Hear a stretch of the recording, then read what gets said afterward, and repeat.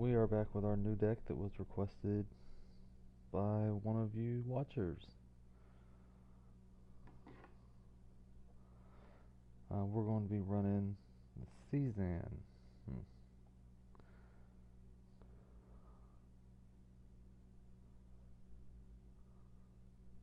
Let me pull it up here real quick.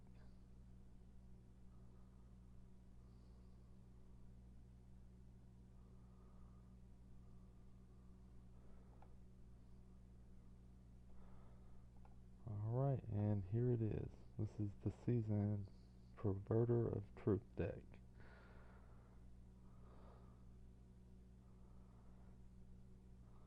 And it was requested by Valuns2. So, Valuns2, here you go. Alright, I've played a couple games with it. We're 1-1 in 4-player games.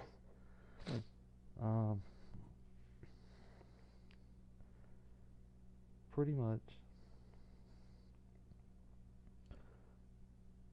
it's kind of like a devotion deck, whereas, I mean,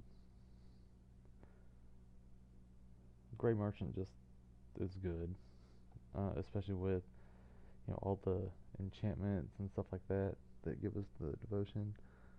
Um, Other than that, I mean, we're going to kill them with, where's the rest of the stuff over here? Okay, let me drag this.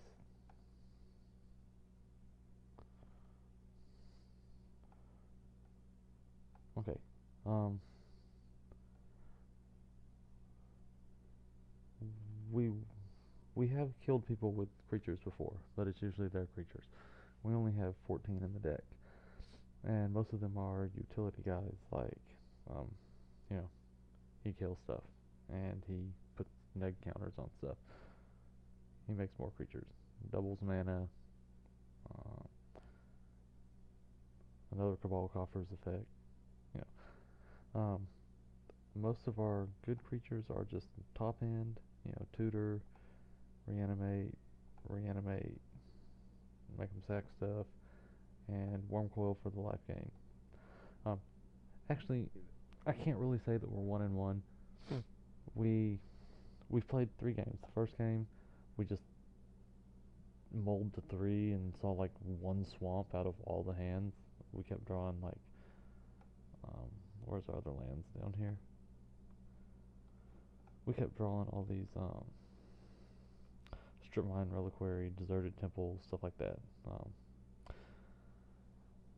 And so we just scooped that game, because starting at 3 in a 4-player game is no fun. The second game we won. The third game, we were killing this guy up here, almost killing this guy, and this guy just had like, oh, I don't know, some dumb green creature out. It wasn't anything like threatening, and we were at like 30 something life. And this guy went to scoop, and when he scooped, the game crashed. So we might have won. It depended on if this guy had a wrath or not. This guy up here had just Chroma's Vengeance, and we had Grave Betrayal out, and there were a bunch of dudes, and we had been gaining life. Exquisite Blood is like the all-star in this deck, because pretty much, we're giving them extra cards, but we're also gaining life from it if this is out, and they can't gain life with Erebos, and we've been like tutoring up Necropotence and stuff, and just drawing a bunch of cards. So the rest of the deck, um, it's pretty much just a bunch of removal and reanimate spells and tutors. So for removal, we have the sack effects to get around indestructible stuff, um, kills generals, kills non-black creatures, another sack effect, and beyond that and the big game hunter, we have the skin render, if it's a smaller thing, a bunch of wrath, damnations, living death, black sun's in it, stuff like that. a bunch of tutors, a bunch of mana doublers, and a bunch of draw. If I were going to cut stuff from here, um, Bubble and Muck is one thing. I saw this on Royal Owl's deck in his Storm video, and it's been awesome in our Storm deck, so I figured, hey, it's a mono black deck. Why not? Um, but this would be first. Big Game Hunter could probably go. I mean, he does give us Devotion for our Nykthos and the Grey Merchant, but I think he's more of a replaceable effect. We could probably throw in another removal spell, or like a Go for the Throat or something, because we came into a situation where this guy was playing Croesus and we couldn't Doomblade him, so we had to keep tapping him with the Staff of Domination. Other stuff that might be cut: Ashnod's Altar. I mean, the only thing it really combos with is Grave Pact, but it does let us turn like zombies from Grave Titan or whatever into some mana if we need it. Liliana Vest could probably go. I wanted to keep her in because she's Planeswalker, harder to kill, 2 Devotion. I didn't put Sorin in here because I didn't want to just put anyone at 10. I also don't have the other half of I don't have the Sanguine Bond for the Exquisite Blood because we aren't trying to go truly infinite. Kozilek in here for a reshuffle effect and like a draw 4, and then we have our corrupts and drain lives and consume spirit as no exsanguinate either because that's no fun. Grim Monolith might be another one of those things that could go. Bosiju could probably go as well and swap it out for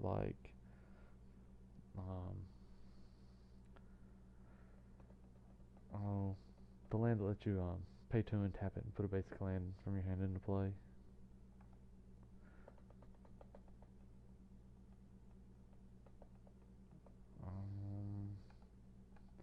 Actually, we should probably put that in there anyways. We can take out this Bubble and Muck anyways. Alright, come on, Moto.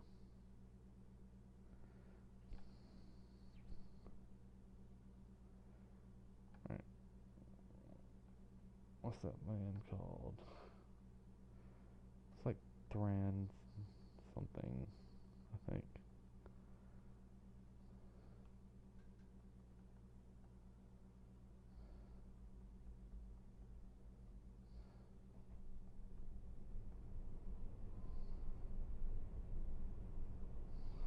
Terrain generator, yeah, that's it.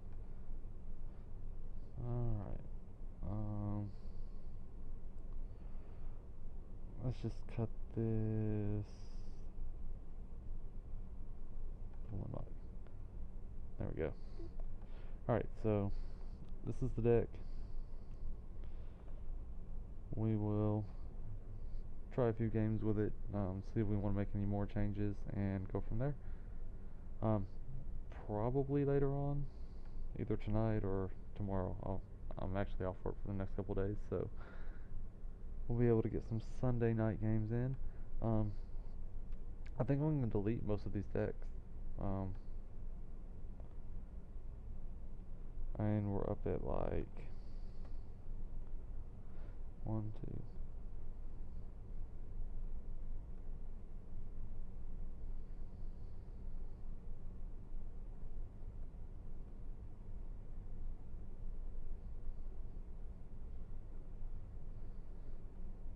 Okay, so we're at like 46 decks.